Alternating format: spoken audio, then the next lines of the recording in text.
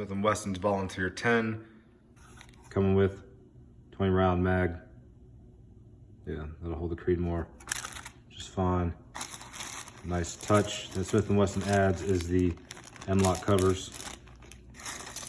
If you haven't used these, they're pretty sweet. All right, it's out of the cardboard.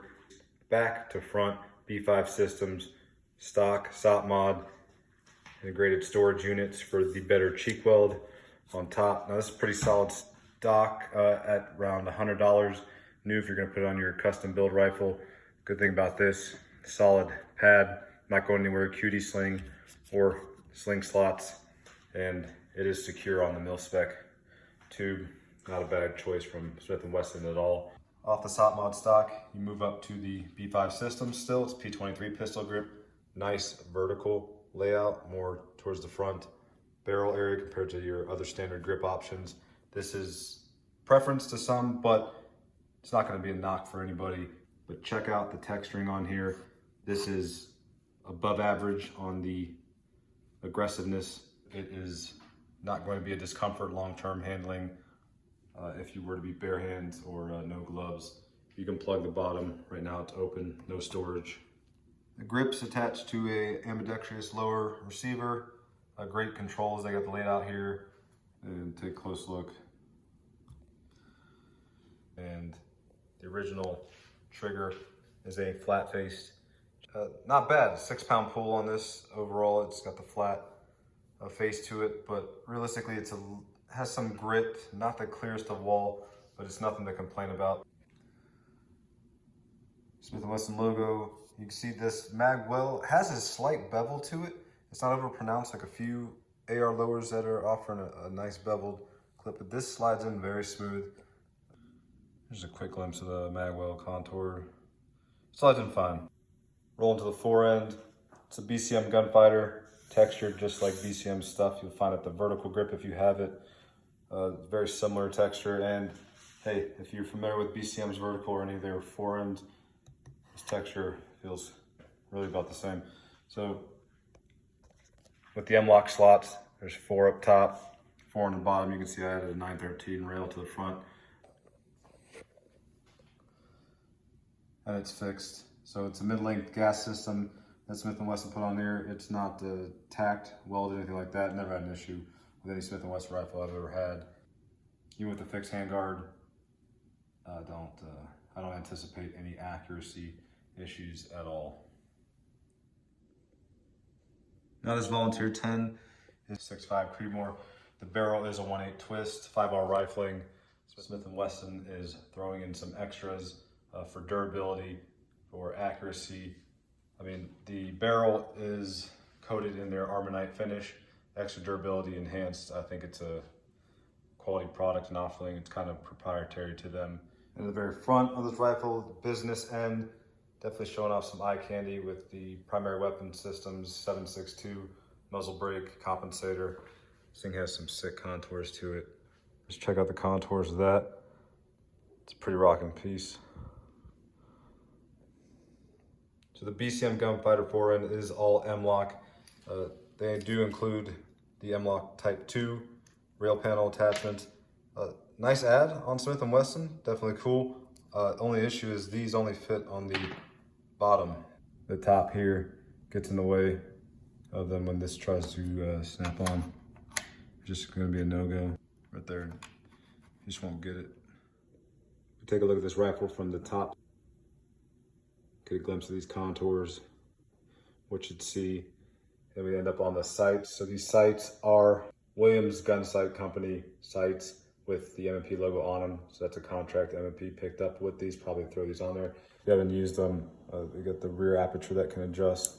The only thing that you may find are not as slimline as the Magpul Pro iron sights. Getting up close on the sight, collapse, you just push this button here.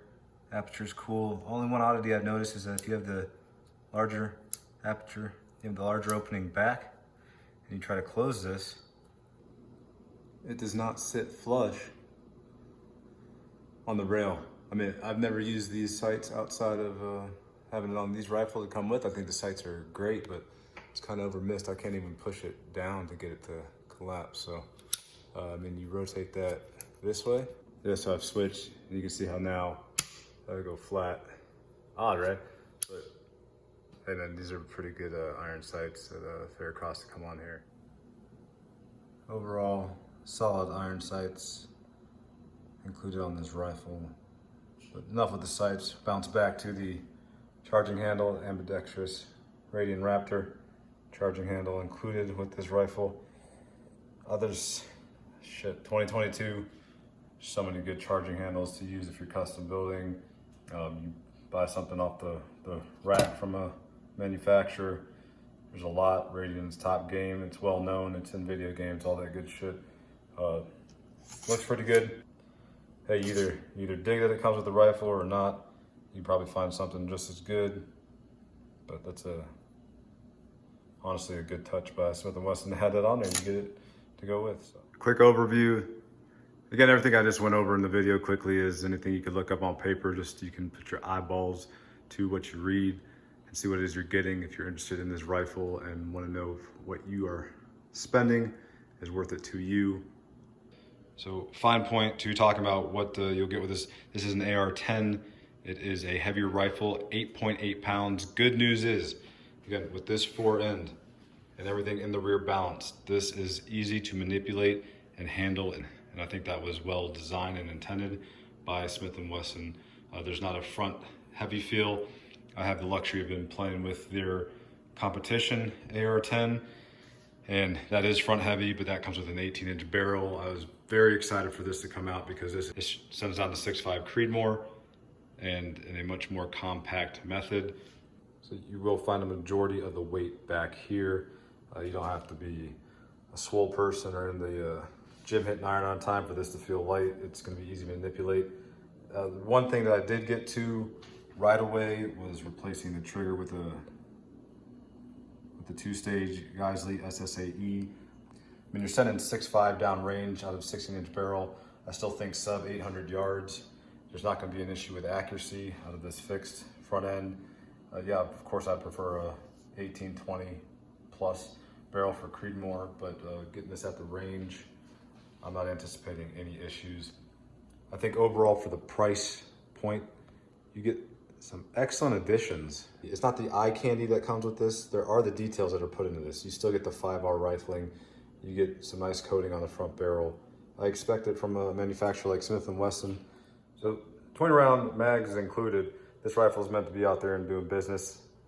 I mean, if the 5 round mag or the 10 round mag, you'd think this would be just more of a, hey, sit down on the bench, shoot long range. I think the whole precedent set with this coming with a 20 round mag is this is supposed to function and make you feel like you're handling a standard 5.56 or smaller caliber AR, but with the ability to bipod it, set it up for long range accuracy while still being able to manipulate close range.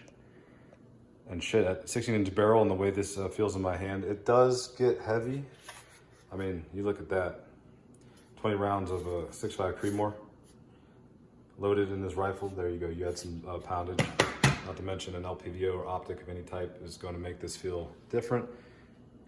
I don't know. If you're having problems handling something like this, then hit the weight room for a little bit or just pick this up and carry it longer. Your body's going to get used to it really quick. I feel like it's a well-rounded rifle considering the cost.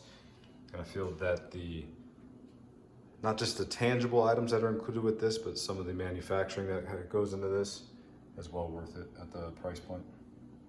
I was very curious about this element because owning the 6.5 Creedmoor competition rifle that S&W makes, this includes the inserts. You can see 1, 2, 3, and 4 inserts for the mating of the upper and lower. And just absolutely no movement when these mate together. Full anticipation about the subtle details that went into the comp rifle that did so well. I'm not gonna even call it a subtle touch. I just think it's an extra well thought out part of their game plan to offer rifles at a reasonable cost. And the attention to detail still remains.